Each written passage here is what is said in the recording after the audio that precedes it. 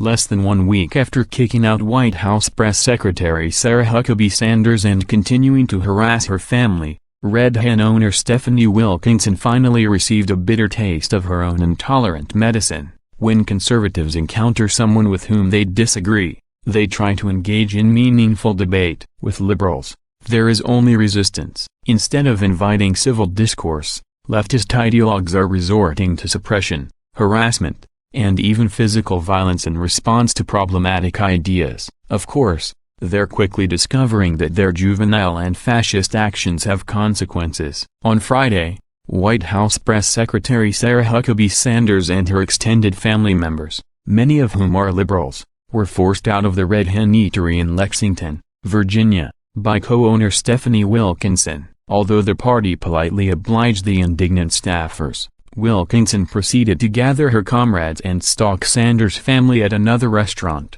screaming insults and demanding they leave. Now that word of her behavior is national news, Wilkinson is being forced to live by her own principles. Red Hen co-owner Stephanie Wilkinson has not only been forced to step down as executive director of Main Street Lexington, according to Fox News, she's also placed herself in the center of what could turn into a massive lawsuit for damages concerning the effect her discrimination against Sarah Huckabee Sanders has had on Red Hen establishments across the country. Along with her resignation from the organization, Wilkinson's bigotry has caused unaffiliated Red Hen restaurants across the U.S. to suffer protests, negative reviews, and boycotts. CBS News reports. Main Street Lexington President Elizabeth Outland Branner offered a short response in reference to Wilkinson's resignation, which is undoubtedly a move toward damage control for the group, which represents many local businesses. Considering the events of the past weekend,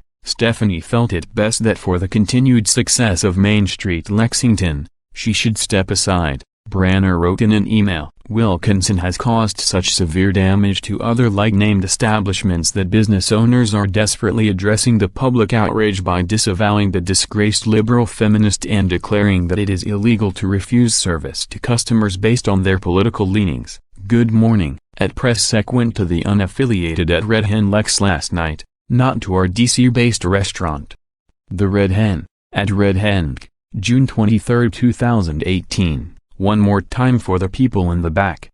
The Red Hen, at Red Hen, June 25, 2018. More than 4,300 replied, including multiple tweets calling on the restaurant to condone Sanders and the Trump administration's actions.